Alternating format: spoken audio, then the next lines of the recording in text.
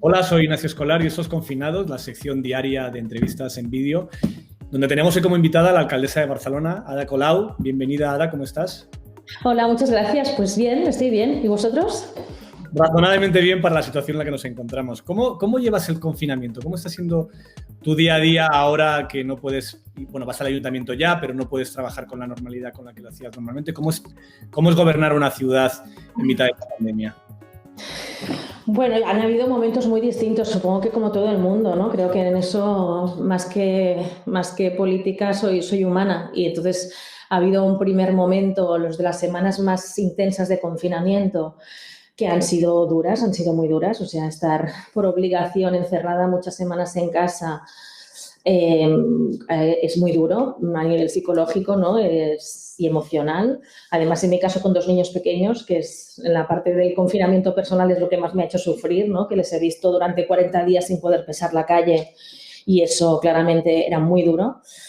Pero luego también el sufrimiento de que quieres hacer más desde tu responsabilidad de gobierno y, claro, para ser responsable y predicar con el ejemplo, lo que tienes que hacer es moverte lo menos posible durante todas esas semanas, ¿no? Y no salir de casa. Y eso realmente además es que es contradictorio con mi carácter, que a mí me gusta estar en la calle, hablando con la gente, ¿no?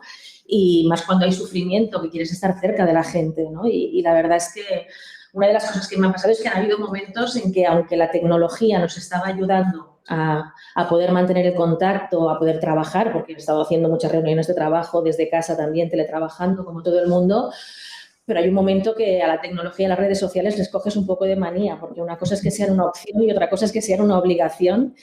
Y ha habido momentos en que decías, basta, yo quiero volver a estar con la gente, ¿no? Ahora ya es un poco diferente porque ya estamos recuperando la actividad y ya venimos regularmente al ayuntamiento y ahora ya es otra cosa, pero las primeras semanas han sido duras, sí. ¿Cómo va a ser la nueva normalidad en Barcelona? Por ejemplo, en temas como la movilidad. Habéis incrementado el número de carriles bicis, estáis ensanchando las aceras. ¿Son medidas que van a ser permanentes para el futuro? ¿El futuro de las ciudades pasa por quitar espacio al coche o es solamente un momento mientras no se supere el virus? No, no es para nada puntual. Esto ha venido para quedarse, porque de hecho yo creo que todas las crisis, y esta que ha sido especialmente fuerte, pues aún más, muestran todavía con más crudeza lo que son las fortalezas y las debilidades de una sociedad y también de una ciudad, ¿no? Y nosotros ya antes de esta crisis estábamos en una normalidad que tenía unos cuantos problemas graves estructurales, ¿no? Como la contaminación y la emergencia climática o las desigualdades. Y ya habíamos empezado un proceso de recuperar espacio público para la gente, para la bicicleta, para el transporte público y reducir el espacio del coche, ¿no? Porque todos los mecanismos de transporte tienen su función, también el coche, pero es que ahora mismo estaba sobrerepresentado en nuestra ciudad, ¿no? El 20% de los desplazamientos se hacen en coche y ocupaban más del 60% del espacio público. Eso claramente es un desajuste, ¿no? Es un desequilibrio. Entonces ya estábamos haciendo ese cambio de modelo, pero es que además esta crisis nos planteó la urgencia de ir mucho más rápido, porque además ahora hemos añadido esta distancia física que hay que mantener entre personas para evitar los contagios y evitar las aglomeraciones. Entonces la gente necesita más espacio todavía, ¿no? Para poder estar en el espacio público con menos riesgo de contagio, con lo cual era obligatorio acelerar una transición que ya habíamos empezado, pero que ahora pues hemos dado un impulso más fuerte y que la verdad es que la gente lo está agradeciendo mucho, porque estos días que en los fines de semana estamos cortando muchas calles principales, se llenan de gente, de niños jugando en la calle y se llenan de vida, que al final es lo que queremos para nuestra ciudad, que haya vida. ¿Hay algún plan para incrementar el transporte público con el problema añadido de que ahora puede tener menos capacidad de la que tenía antes del coronavirus? Pues sí, también es lo que decíamos, que es una estrategia principal de todas las ciudades metropolitanas, porque esto ya verás que lo decimos todas, tanto en España como en Europa como en el mundo, ¿no? Que tenemos el problema de la movilidad sostenible para reducir la contaminación y, por lo tanto, ya era una apuesta antes reforzar el transporte público, ahora tiene que serlo todavía más. Pero es cierto que el transporte público tiene un déficit estructural de financiación, que a nivel estatal habría que impulsar una ley de financiación del transporte público, que desde las ciudades hace tiempo que se reclama. Y claro, con esta crisis, con el parón casi de 2 meses, han disminuido muchísimo los ingresos en el transporte público. Entonces, hemos hecho varias reuniones con las principales ciudades de todo el Estado, donde todas, gobierne quien gobierne, pedimos lo mismo, ¿no? Que es que necesitamos que el Estado haga un fondo extraordinario para hacer viable ese transporte público, que es más necesario que nunca y, por lo tanto, hay que garantizar no solo su viabilidad, sino que lo podamos reforzar e ir ampliando porque claramente es la apuesta de futuro. Un socio que firma como Manolescu habla de este tema, del tema de los coches. Se queja de que tiene un automóvil que es diésel del 2003, que ya no puede manejar aparcar en el barrio, que las personas con más posibilidades pueden comprarse un coche nuevo o pagar un parking, pero que en su caso pues, no se lo puede permitir y que ese coche era el que le servía para que sus hijos pudieran ir de fin de semana, de vacaciones, de picnic. ¿Qué le respondería a un vecino de Barcelona en estas circunstancias? Pues que nosotros tenemos que pensar en toda la ciudad, ¿no? Y en el bienestar y los derechos de todos. Entonces, el coche efectivamente es una opción que tiene toda la ciudadanía que se lo pueda permitir, pero nosotros nuestra obligación es garantizar una movilidad eficaz, eficiente, que sea un derecho para el conjunto de la población y que además sea sostenible y que reduzca unos niveles de contaminación que no son aceptables. O sea, que es que antes del COVID teníamos unos niveles de contaminación que en sí mismos eran una emergencia sanitaria. Por lo tanto, sí o sí hay que acabar con la contaminación. Eso pasa por reducir la presencia del coche y, en cambio, por aumentar las facilidades al transporte público, a la bicicleta, a los peatones, ¿no? Entonces, la opción de tener coche, por supuesto, se tiene, pero quien quiere tener un coche ocupa un espacio en el espacio público que es de todos, que lógicamente se tiene que pagar, ¿no? Se tiene que hacer corresponsable de ese espacio que se está ocupando y, por lo tanto, insisto, no quiere decir que esté prohibido. Si se refiere a que es diésel y con la zona de bajas emisiones no se permite, ¿no?, la circulación, decir que si en realidad es solo para usarlo el fin de semana no es problema, porque en realidad es en horario laboral que no está permitido la circulación de los coches más contaminantes, ¿no? Es en el horario más laboral, que es donde hay más saturación, es ahí que se prohíbe la circulación, pero para salidas puntuales de fin de semana eso no va a ser ningún problema. ¿No es un poco contradictorio que las playas de Barcelona tengan que estar vacías durante la mayor parte del día, pero estén los chiringuitos llenos de gente a pocos metros de la playa? Pues a ver, estamos en una situación muy nueva que va cambiando semana tras semana, entonces nos vamos ajustando todos seguramente como podemos, ¿no? Porque nos van marcando las directrices sanitarias, las autoridades sanitarias. Luego el Estado marcó una serie de fases genéricas, pero que luego las ciudades las tenemos que aterrizar a la velocidad de la luz con los recursos que tenemos que llevarlo a la práctica, ¿no? Y eso no siempre es sencillo. Entonces, claro, las playas es uno de los lugares más deseados de la ciudad, sobre todo cuando llevamos 2 meses encerrados en casa. Entonces, todos tenemos muchas ganas de ir a la playa, pero nosotros también hemos querido ser prudentes y decir poco a poco. O sea, se ha permitido ir, pero respetando las franjas horarias, empezando por el deporte y haciendo esa alerta de evitar un efecto llamada, ¿no? Creo que era nuestra responsabilidad decir no se pueden producir de repente aglomeraciones en las playas. Y poco a poco nos vamos ajustando. Eso al mismo tiempo también va acompañado de la reactivación económica. Entonces, los bares, los restaurantes, que es una de las actividades principales que dan miles de puestos de trabajo en las grandes ciudades, y que además son un lugar muy querido para la vida social en una ciudad mediterránea como la nuestra, lo han pasado muy mal, son unos de los sectores, ¿no?, más perjudicados por estos meses de cierre y como ciudad estamos buscando formas imaginativas de ayudar a recuperar esa actividad cuando todavía no pueden tener actividad dentro de los bares y restaurantes, porque eso no llega hasta la fase 2. Entonces, estamos intentando facilitar la vida a las terrazas, que también, además, insisto, no solo tienen una función económica, ahora mismo tienen una función social e incluso diría que emocional, ¿no? Porque mucha gente se está pudiendo reencontrar por primera vez en las terrazas. Tú has sido muy crítica con el modelo de masificación turística del centro de Barcelona, un sector que ahora se ha desplomado y que tiene a muchísimos puestos de trabajo en juego. ¿Hay que ayudarles? ¿De qué manera? ¿Con qué condiciones? Pues yo creo que, a ver, tiene que haber ayudas generales, sobre todo pensando en la gente trabajadora que lo está pasando peor de los sectores más castigados, ¿no? Puede ser el turismo, la restauración, el sector de la cultura y, en general, yo creo que ahí hay que reconocer que el Gobierno central ha dado, pues lo que se ha dicho muchas veces estos días, pero que nunca se dirá suficiente, que es la respuesta contraria a la que se dio al 2008. Se han puesto en práctica medidas a nivel estatal de choque, ¿no?, de plan social, de escudo social, como todas las políticas de ERTES, ahora el ingreso mínimo vital, para que efectivamente la gente trabajadora y concretamente la más precaria tuviera esos mínimos ingresos garantizados. Yo creo que a nivel general, pensando en todos los sectores más golpeados, ha habido esa primera reacción rápida del Estado que hay que acelerar y que no quiero ni pensar lo que nos estaría pasando ahora mismo si tuviéramos un gobierno de derechas, ¿no?, que no hubiera hecho esta apuesta social. Dicho esto, hay sectores que efectivamente les va a costar más recuperarse y uno de ellos es el turismo. Claramente no nos tenemos que engañar. Yo creo que ahora sí en verano se va a reactivar el turismo local, ¿no?, el interno, porque la gente también tiene ganas de moverse después de meses de confinamiento. Por lo tanto, dentro del propio Estado sí que va a haber turismo, pero el internacional va a costar más. Eso es una evidencia, porque además ya forma parte de algo mucho más complejo, que es la coordinación a nivel europeo, las aerolíneas, y son muchos más elementos que no dependen de nosotros. Entonces, ahí habrá que acompañar al sector. También entiendo que eso tiene mucho más que ver con el Estado, porque son políticas estructurales, ¿no?, que no podemos hacer a nivel de ciudad. Lo que también creo es que tenemos una oportunidad, como en muchas otras cosas en esta crisis y en cualquier crisis, ¿no? Nuevo y una manera nueva de relacionarnos. Claro, porque ya era un debate, igual que el tema de la contaminación, era un debate antes. O sea, con la masificación turística ya teníamos un problema antes en las grandes ciudades turísticas, ¿no? Ya era un tema de debate.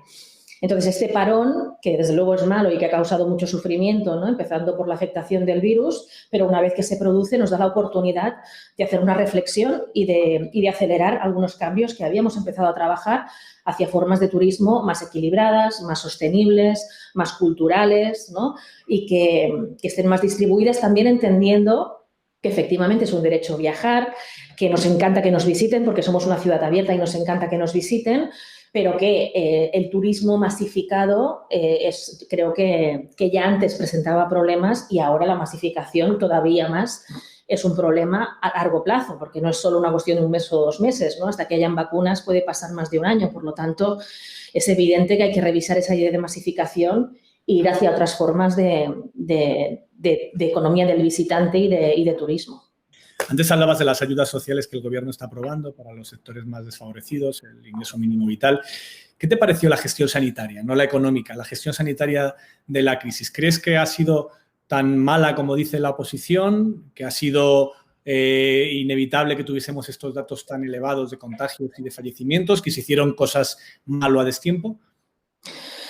Pues yo creo que en realidad, quiero pensar, ¿no?, que todo el mundo lo ha hecho lo mejor posible, porque como persona que humildemente en la administración más pequeña, ¿no?, en el ayuntamiento, tiene responsabilidad de gobierno, pues pienso que quien gobierna en la Generalitat, con quien puedo tener enormes diferencias, o quien gobierna en el Estado, estoy convencida que como gobernantes han querido hacerlo lo mejor posible. O sea, a nivel sanitario nadie quiere que su población sufra, por lo tanto no tengo ninguna duda de que se ha intentado hacer lo mejor posible.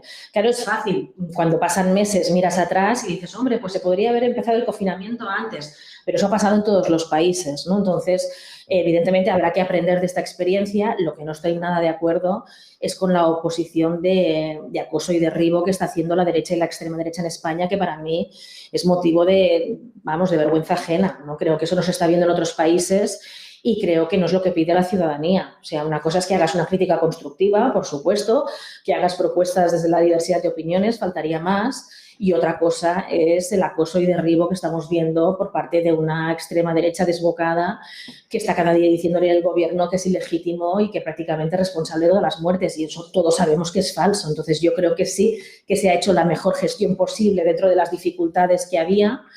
Creo que algunas cosas se han hecho mejor, otras peor, ¿no? Creo que Fernando Simón pues realmente se merece un reconocimiento al dar la cara cada día con esa serenidad en los momentos más difíciles. En cambio, yo he sido abiertamente crítica con la sobrerepresentación de uniformes militares que había en las ruedas de prensa, porque creo que era una crisis sanitaria, no era una guerra, y por lo tanto, claro, yo creo que era una crisis sanitaria y una emergencia, ¿no? Entonces, si había que sobrerepresentar otros uniformes, pues quizás eran de otro tipo, no eran militares. Pero en todo caso, o sea, por eso digo que la crítica siempre es posible. Yo creo que hay cosas que se han hecho mejor, otras que a lo mejor discrepo, pero que en términos generales no tengo ninguna duda de que el gobierno, como todos los gobiernos, ha hecho todo lo que estaba en sus manos con la información que tenía en ese momento para proteger a la población, porque cualquier persona que está en posición de gobierno quiere proteger a la población. ¿Qué opinas de esa acusación judicial que intenta culpar al gobierno por no haber anulado la manifestación del 8M como de manera dolosa, de manera prevaricadora, y ese informe de la Guardia Civil que hemos conocido en los últimos días, plagado de errores y de manipulaciones, intentando relacionar al gobierno con casi un homicidio voluntario? Pues es más de lo que estábamos diciendo, ¿no? Yo creo que estamos viendo ahí una extrema derecha y lamentablemente también un Partido Popular que se está dejando llevar por esa crispación y esa actitud irresponsable de la extrema derecha, porque bueno, Vox todos sabemos que es realmente extrema derecha, pero el Partido Popular ha movido sus posiciones para acercarse a Vox. El Partido Popular se reivindicaba feminista, ¿no? Y ahora en cambio está participando de la estrategia de Vox de intentar criminalizar el movimiento feminista y el 8M con la excusa de la pandemia, cuando es algo absurdo. O sea, el 8M no se habían prohibido en general actos, porque con la información que se disponía en ese momento se podían realizar actos de muchos tipos distintos. Se realizaron manifestaciones del 8M como actos deportivos, como congresos y muchas otras celebraciones y acontecimientos. Entonces, evidentemente, si no se había prohibido nada, era porque no había información suficiente en ese momento. Y yo creo que más bien lo que estamos viendo es que una vez más Vox está intentando, ¿no? La extrema derecha está intentando criminalizar al movimiento feminista, asociarlo con la pandemia, cosa que es un despropósito. Y que lo que me parece más grave es que el Partido Popular se deje arrastrar a esa estrategia que creo que le aleja del sentido común y del sentir mayoritario de la población. Desde Facebook, Lara Rodríguez te quiere preguntar por el ataque que recibió Irene Montero esta semana con estas declaraciones que hizo en un récord diciendo prácticamente lo mismo que dijeron las organizaciones feministas el día del 8M, una obviedad, que ese día hubo menos asistentes porque había miedo al coronavirus. ¿Qué te parece esas críticas tan duras que ha tenido la ministra de Igualdad por este tema? Pues también injustificadas, porque forman parte de lo mismo. Es como muy bien dices, aparte de que eran unas declaraciones informales en un off, ¿no? Y que por lo tanto es injusto juzgarla por unos comentarios que se realizan fuera de una entrevista, pero es que además lo que dice lo estaba diciendo muchísima gente en ese momento. Es que era con la información que se tenía, pues efectivamente estaba describiendo una realidad, sin más, ¿no? Pero estamos viendo eso, que hay la derecha y la extrema derecha que están todo el día intentando, pues eso, polemizar, crispar. Y eso creo que de verdad la ciudadanía nos está pidiendo lo contrario. Yo siempre digo lo mismo, ¿no? O sea, del virus nadie tiene la culpa. Ninguna persona, ningún país tiene la culpa de que haya aparecido el COVID-19. Ahora bien, de lo que todos sí somos responsables es de con qué actitud nos enfrentamos a esa situación inédita, ¿no? A un desafío tan grande como es una pandemia global. No hay culpables, pero sí hay responsables. Responsables de pues, enfrentar la situación con una actitud empática, solidaria, cooperativa, constructiva o de intentar hacer acoso-derribo, juego partidista. Pues eso creo que es lo que está haciendo la extrema derecha en España y creo que es una grave responsabilidad. ¿Por qué en muchos ayuntamientos y en algunas administraciones autonómicas sí se ha podido lograr un consenso entre el gobierno y la oposición en algunos puntos básicos, por lo menos, de qué hacer ante la crisis económica, sanitaria y social que tenemos con el coronavirus, y en cambio en el Parlamento español ha sido imposible? Pues yo creo que, como te decía, creo que tiene mucha responsabilidad la aparición de esa extrema derecha, que toda su estrategia política la basa en crispar y en decir que el gobierno, o sea, el decir barbaridades como que el gobierno es ilegítimo, ¿no? Cuando es fruto del voto de los españoles y porque pudo reunir más apoyos en el Congreso, ese gobierno evidentemente es legítimo porque se ha elegido democráticamente. En cambio, se pasan todo el día diciendo que el gobierno es ilegítimo. O sea, realmente hay una falta de respeto a las reglas del juego democrático por parte de la extrema derecha y, lamentablemente, hay un Partido Popular que, compitiendo con esa extrema derecha, se deja llevar a los discursos y a los estilos, ¿no? A esa forma de hacer tan abrupta, ¿no? De la extrema derecha, que lo hace todo imposible, porque todo el rato están gritando, ¿no? Y tensionando. Yo insisto, creo que la ciudadanía está hartísima. O sea, solo nos falta que con una emergencia sanitaria, con lo mal que lo hemos pasado viendo las UCIs llenas, con la de gente que hemos perdido y que sus familiares no se han podido despedir, que además eso ahora ya va acompañado desde hace tiempo de una crisis social y una crisis económica, que hay un montón de gente que de lo que está preocupada es de poder comer, de si va a perder el trabajo o si va a perder la vivienda, sabiendo que la mayor parte de la población está con esos sentimientos y con esas preocupaciones, y ver esa pelea y esa crispación permanente en el Congreso, lo que hace es desprestigiar la institución democrática, ¿no? Y creo que es muy peligroso lo que está haciendo la extrema derecha, porque más allá de la discrepancia política, que insisto, es siempre legítima en democracia, pero lo que están haciendo es erosionar ¿no? El respeto de la ciudadanía por las instituciones, y creo que forma parte de una estrategia porque a ellos les conviene desprestigiar las instituciones democráticas, que la ciudadanía piense que todos los políticos somos iguales, que las instituciones son inútiles. ¿Eso a quién le conviene? Le conviene a la extrema derecha, ¿no? Que luego intenta jugar con eso para hacer maniobrismos poco democráticos, y creo que tenemos que estar muy alerta en eso, porque no es una anécdota, lo estamos viendo en España, pero la extrema derecha crece en toda Europa, se está intentando normalizar discursos fascistas directamente, ¿no? que vuelven a sonar en los parlamentos, incluso en algunos lugares en posiciones de gobierno, y eso no lo podemos normalizar porque es que nos estamos jugando la democracia de las próximas generaciones. Otro asunto, ¿qué se puede hacer con Nissan tras el cierre de la planta? Pues con Nissan no podemos resignarnos en ningún caso. Lo que no podemos hacer en ningún caso es resignarnos al cierre de la industria, porque la industria es, además de que da miles de puestos de trabajo, y tenemos una larga tradición, ¿no? en nuestra área metropolitana de industria del automóvil, pero es que además somos un lugar estratégico para esa industria. O sea, yo estoy convencida, Barcelona está reconocida a nivel europeo como capital de la movilidad sostenible, y tenemos todos los elementos, un ecosistema donde tenemos, por un lado, a miles de trabajadores expertos con experiencia de décadas en la industria del automóvil. Al mismo tiempo tenemos un ecosistema científico, tecnológico, de innovación que puede acompañar esa industria hacia la transición, ¿no? que ya ha empezado a hacer hacia el vehículo eléctrico y hacia el vehículo sostenible. Y por lo tanto tengo clarísimo que la industria del automóvil hacia ese futuro, ¿no? del automóvil, sobre todo a través de la energía eléctrica y sostenible, es que claramente es una apuesta de futuro en la ciudad de Barcelona y en su área metropolitana. Entonces, yo creo que Nissan ha tomado una decisión por motivos distintos a la ubicación. O sea, creo que lo ha hecho por razones internas de la compañía, por problemas económicos, reajustes, y por la división territorial que se ha hecho con Renault, ¿no? que Nissan se ha quedado a la parte de Asia y le ha dado a Renault, que está ubicada en Francia, ¿no? con una fuerte apuesta del Estado francés de miles de millones para retener esos puestos de trabajo en Francia, pero que nosotros en ningún caso nos podemos resignar, y que Nissan sobre todo tiene una responsabilidad aquí, que es que ha recibido ayudas públicas, ha recibido mucho dinero de ayudas públicas, ha hecho beneficios durante mucho tiempo, ¿no? en esta área metropolitana, y tiene un compromiso con los trabajadores. Entonces, en ningún caso se puede ir así como así. Y tiene que entender que le sale a cuenta buscar otra solución que pase por la continuidad de esas plantas y de la industria en nuestra área metropolitana, que no puede cerrar sin más. La portavoz de los Comuns en Cataluña, Jessica Albiach, planteó un boicot a Nissan como respuesta a este cierre. ¿Estás de acuerdo? O sea, yo creo que ahora todas las instituciones estamos trabajando, y ahí hay unidad. Creo que eso también hay que ponerlo en valor, ¿no? Hay una total unidad entre la representación de los trabajadores, el ayuntamiento, el área metropolitana, la Generalitat de Cataluña y el Gobierno del Estado. Y cuando hay unidad, yo creo que hay que decirlo más, porque si no solo llegan las polémicas. Hay una unidad ahora totalmente institucional y con los trabajadores en seguir interpelando a Nissan para que reconsidere su posición y hacerle entender que no se puede ir sin asumir responsabilidades, y que le va a salir muy caro si finalmente consuma y confirma esa decisión. Y, por lo tanto, ahora quienes tenemos responsabilidad de gobierno debemos insistir en esa negociación, que no está cerrada, que está completamente abierta, ¿no?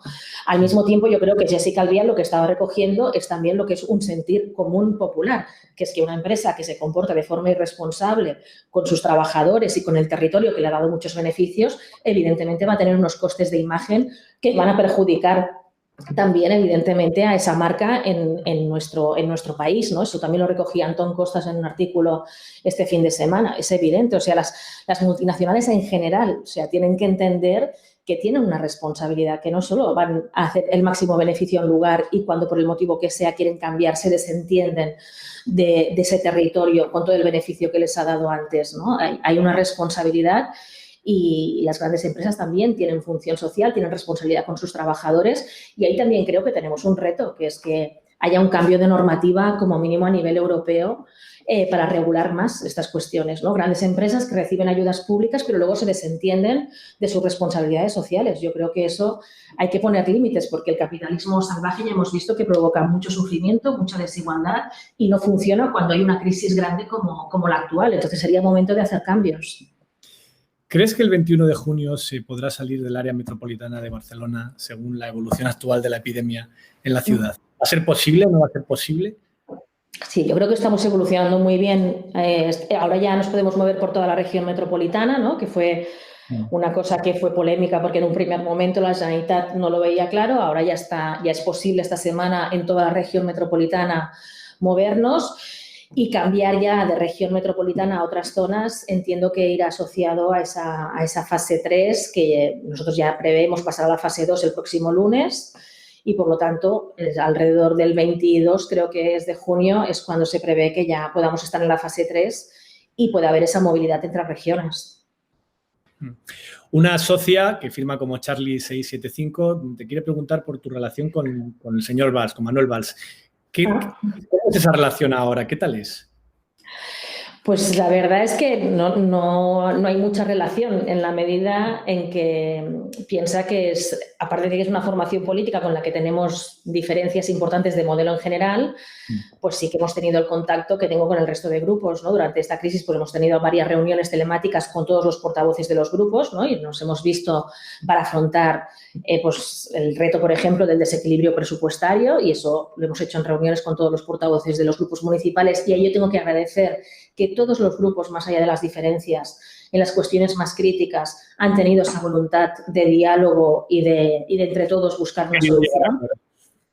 Y realmente han habido acuerdos importantes de momento. Hemos creado un pacto de ciudad para tratar los grandes retos, hemos tratado la cuestión presupuestaria, hemos hecho un acuerdo para hacer posibles las terrazas y ahí han participado todos los grupos y yo como alcaldesa les doy las gracias a todos. Ahora, si entramos ya más en el día a día de la política municipal, pues claramente yo con quien más interlocuto y hago más acuerdos es con las formaciones de izquierdas. En este caso, con Esquerra Republicana sobre todo, ¿no? Entonces, bueno, con el señor Valls a veces hay coincidencias en el pleno, otras veces no, pero en realidad los acuerdos principales los hacemos con las formaciones progresistas. ¿Qué te pareció que se fuera a Menorca el señor Valls cuando empezó el confinamiento? Pues claro, él se fue justo antes del confinamiento, ¿no? La verdad es que no conozco los detalles porque no lo he visto, no nos hemos reunido presencialmente, ¿no? Desde que empezó la crisis solo nos hemos visto en reuniones virtuales. Entiendo que se fue antes de que hubiera el decreto de estado de alarma porque si no, evidentemente no sería aceptable. Y que una vez que ya se había ido, pues evidentemente no se podía mover, ¿no? Yo, evidentemente, como alcaldesa quiero estar en mi ciudad si hay una situación grave y de crisis y es donde creo que debo estar. Una socia que firma como Emma France te pregunta por la situación entre la relación entre los comunes y Podemos. ¿Cómo va esa relación y cómo van a ser las cosas para los próximos futuros comicios en Cataluña? Pues yo creo que las relaciones en general van bien, porque sobre todo ahora estamos en una posición, te diría también que a nivel personal, más similar, ¿no? Estamos en posición de gobierno, yo en el ayuntamiento, Unidas Podemos en el gobierno central. Eso para nosotros es importante porque, pues, como decía antes, ¿no? Ha permitido dar una respuesta social al primer momento de la crisis muy importante. Entonces, ha habido sintonía. Yo creo que la presencia de Unidos Podemos ha sido determinante pues, para políticas como la de los ERTEs o el ingreso mínimo vital, que claramente se ha liderado desde el espacio de Unidas Podemos. Y, por lo tanto, creo que en general la relación es buena y se está viendo la utilidad de que haya un acuerdo progresista amplio, ¿no? Que luego cada uno podrá tener sus singularidades, su identidad propia, pero claramente formamos parte de un espectro progresista que claramente se tiene que poner de acuerdo y más en un momento de crisis como el actual para tirar adelante las políticas progresistas que necesita la gente, sobre todo la gente que peor lo está pasando y más delante de una extrema derecha que lo que querría es división entre formaciones progresistas y de izquierdas. Entonces, pueden haber diferencias, pero no es momento de polémicas estériles.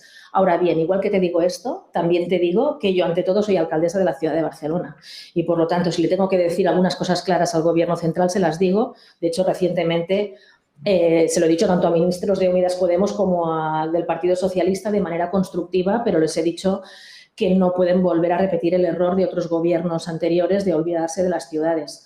Y claramente es un tema pendiente. O sea, al final la financiación de las ciudades es un tema que aún no está resuelto. Ni siquiera nos están dejando utilizar nuestros propios ahorros. O sea, somos de las administraciones menos endeudadas y más saneadas y encima se nos penaliza y no nos dejan utilizar el superávit cuando lo necesitamos porque estamos triplicando las ayudas sociales, triplicando las ayudas a la alimentación. Entonces, necesitamos nuestros propios recursos, incluso que se nos dé un margen de endeudamiento para poder dar servicio a la ciudadanía, porque al final nosotros somos... la gente no sabe si una cosa es competencia del Ayuntamiento, de la Generalitat o del Estado, y lo que quiere es que se atiendan sus necesidades. Y la administración más cercana somos los ayuntamientos. Entonces, yo creo que el Gobierno central tiene que entender que las ciudades concentramos la mayor parte de la población, porque en Europa la mayor parte de la población se concentra en las grandes ciudades y en las áreas metropolitanas, y que si nos dan más capacidad financiera podremos ayudar mucho mejor a los propósitos compartidos de no solo políticas sociales, sino también de recuperación económica, porque nosotros al final estamos cerca de la economía local, del pequeño comercio, de los autónomos, de la pequeña y mediana empresa. Entonces, necesitamos más capacidad de poder acompañar esa reactivación económica, ¿no? Entonces, yo creo que los estados en general, y esto es una cosa que estamos metiendo en la agenda internacional, en muchos encuentros también que estamos haciendo con otras ciudades europeas, en la red de ciudades de CGLU, que es la principal red de ciudades a nivel mundial.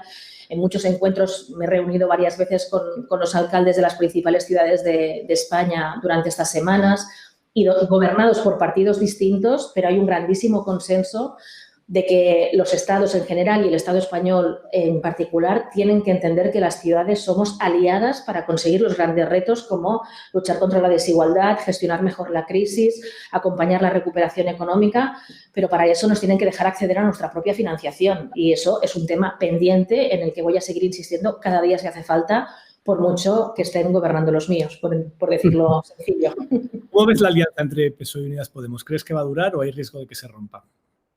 Yo creo que va a durar y que debe durar, o sea, que es una responsabilidad histórica. O sea, es el primer gobierno de coalición progresista, ¿no?, de la historia de la democracia, en un momento muy difícil, no solo aquí en España o en Europa, sino a nivel global. Estamos viendo, como decía antes, que la extrema derecha y los populismos nacionalistas más xenófobos están creciendo muchísimo con recetas fáciles, con fake news. Y estamos viendo las consecuencias que eso tiene en Estados Unidos con Trump, en el Brasil de Bolsonaro. Entonces, creo que, sinceramente, aquí hay una responsabilidad histórica y, claramente, las fuerzas progresistas debemos ponernos de acuerdo, como lo hacemos en el Ayuntamiento de Barcelona, como se está haciendo en el Gobierno central, sobre todo para hacer políticas útiles, políticas sociales, que demuestren, ¿no?, que para qué sirven esas políticas progresistas, que creo que es la mejor manera también de hacer frente a esa extrema derecha que juega con la demagogia, con las fake news, con el ataque permanente. Frente a esa crispación, yo creo que nosotros debemos mostrar serenidad, saber escuchar, tener paciencia, pensártelo 2 veces antes de entrar en una polémica, ¿no?, que a veces no es fácil, porque cuando te atacan directamente, yo entiendo que eso no es fácil, pero realmente pues intentar mantener esa calma y centrarse en los grandes objetivos que nos han llevado a la política, y más en un momento de crisis profunda como el que estamos ahora, de emergencia sanitaria, crisis económica, etcétera. O sea, creo que tenemos la responsabilidad y el deber de entendernos y de no alimentar polémicas. Evidentemente, si hay momentos claves en los que hay que enfrentarse, ¿no?, para, por ejemplo, poner líneas rojas a la extrema derecha, pues creo que hay que hacerlo, ¿no? Cuando alguien hace planteamientos antidemocráticos, ahí hay que cuadrarse y hay que decir las verdades, pero creo que es momento de ser muy responsables. ¿Te preocupa que se intente forzar la ruptura de ese gobierno con técnicas poco democráticas? Este fin de semana escribía Esther Palomera un artículo interesantísimo en el diario.es hablando de tener el gobierno pero no el poder, de esa dificultad que tiene la izquierda que llega al gobierno y se encuentra con un cuerpo funcionarial, judicial, administrativo, económico, que sigue siendo conservador y que sigue estando en contra de esa capacidad de la izquierda. ¿Te preocupa que eso acabe llevándonos a una lawfare argentina donde se judicializa la política, o incluso en el extremo a lo que ocurrió en Brasil, donde el presidente Lula acabó inhabilitado y apartado de la política? Esa vía que se ha abierto con el tema de la judicialización de la gestión de la pandemia, ¿crees que puede llegar a desembocar en algo de esas características? Pues yo creo que algunos tienen esa tentación y que hemos visto algunos casos de, efectivamente, una alianza, ¿no?, entre cloacas, lo que se llama cloacas del Estado, que no es una cosa de ahora, que es una cosa que viene de lejos, y han sido unos cuantos casos polémicos, ¿no?, de espionajes ilícitos desde algunos sectores concretos, ¿no?, dentro de Interior, por ejemplo, cuando gobernaba el Partido Popular. Por lo tanto, no es una cosa de ahora, es una cosa que viene ya de unos cuantos años. Y creo que ahí sí que tiene que haber una firmeza democrática y que eso no es una cuestión simplemente de fuerzas progresistas. Ahí tenemos que apelar a todos los demócratas y también a quien, siendo de derechas por motivos económicos, por lo que sea, pero creen en la democracia, ¿no? Y creo que ahí tenemos que hacer una apelación también a los sectores sociales, económicos. O sea, creo que la democracia es una responsabilidad de todos y cada uno de nosotros. Y efectivamente hay quien tiene la tentación de intentar organizar desestabilizaciones, ¿no?, como las que hemos visto en casos extremos en América Latina, pero que aquí también hemos visto la actuación de las cloacas del Estado que han intentado interferir en la política democrática de manera no democrática. Entonces, yo creo que ahí sí que hay que ser inflexible. Se trata de defenderlo de todos, defender la democracia, que es una conquista de nuestros abuelos, que hay miles de personas que dieron su vida para conquistar la democracia en España y, por lo tanto, ahí sí que tiene que haber una firmeza democrática que, insisto, no tiene que interpelar solo a las fuerzas progresistas, tiene que interpelar a los demócratas, que son muchos más que los que se identifiquen solo con un partido de izquierdas. Una última pregunta sobre las redes sociales. Hace unas semanas colgaste una foto en Instagram de un momento que decías que era inédito en un rato sin tus hijos tras todas las semanas de confinamiento. Y luego explicaste que en Instagram tus seguidores lo habían entendido y habían empatizado con tu situación, especialmente somos padres y madres. Pero contabas también que en Twitter te lincharon. ¿A qué crees que se debe esa diferencia tan enorme entre cómo funcionan algunas redes sociales respecto a otras? ¿Es por el propio funcionamiento de Twitter? ¿Es por una confrontación ideológica por el partido que representas y el movimiento político que representas? Pues es verdad que Twitter ya hace tiempo, quizás también porque fue de las primeras redes en coger fuerza, ¿no? Pero también, pues sí, por su forma de funcionar, por los algoritmos famosos, ¿no? Por el tipo de tweet que premia, ¿no? Que hay esa cultura un poco que se llama del zasca, ¿no? De ver quién es más contundente, que entonces tiene más retweets y más impacto. Es verdad que es un tipo de cultura que a mí me genera realmente contradicciones, porque yo creo que las redes sociales son una conquista y que son una herramienta positiva, ¿no? Te permiten hablar directamente con un montón de gente sin tener que tener un contacto físico, por lo tanto eso es bueno y se puede compartir un montón de información de todo el planeta. O sea que a nivel de conexión entre personas, y puede ser muy igualador además como red social, ¿no? Porque permite que gente muy conocida se pueda encontrar en igualdad de condiciones con gente totalmente desconocida. Así que creo en el potencial de las redes sociales. Pero es evidente que un mal uso de las redes sociales puede hacer mucho daño. Y desde hace tiempo, desgraciadamente, pues también hay distintos intereses, algunos partidistas, otros de otro tipo, que han visto la potencia de esas redes y que claramente han puesto mucho dinero para pervertirlas, yo creo, ¿no? Para pervertir ese uso originario y hacer un uso pues partidista o de fomento de discursos del odio, de discriminación, y no lo podemos permitir. Entonces, es verdad, ¿no?, que ya hace tiempo, no me ha pasado ahora, sino que llevo ya mucho tiempo aguantando fake news siempre con un mismo patrón, ¿no?, que son algunas cuentas que tienen muchos usuarios, con algunos digitales que hacen un titular totalmente falso, distorsionado, y claramente hay un patrón que se repite para organizar esos linchamientos, que al final, aunque se desmientan, generan ruido, que yo creo que es muchas veces lo que persiguen los que difunden ese tipo de linchamientos, ¿no? Que se genere ruido y que la gente piense que al final todos somos iguales. Entonces, realmente creo que es importante que cuidemos las redes sociales y las comunidades, y en ese sentido, pues en Instagram, ¿no? Me parece interesante hablar de ello de forma más pausada, ¿no?, fuera de esa cultura del zasca de Twitter, y desde luego creo que no se puede tirar la toalla frente a los ataques. O sea, si lo que quieren es intimidarme y que me calle, ¿no?, y que deje de hablar o que mida cada una de mis palabras y de mis fotografías por miedo a que me puedan decir algo, pues lo que decía en ese post, no me van a domesticar, ¿no? Sigo siendo la misma persona normal que entró en política hace 5 años, soy una mujer feminista y por mucho que me organicen ataques y fake news en Twitter, no voy a dejar de ser quien soy y de decir las cosas tan claras como las he dicho siempre.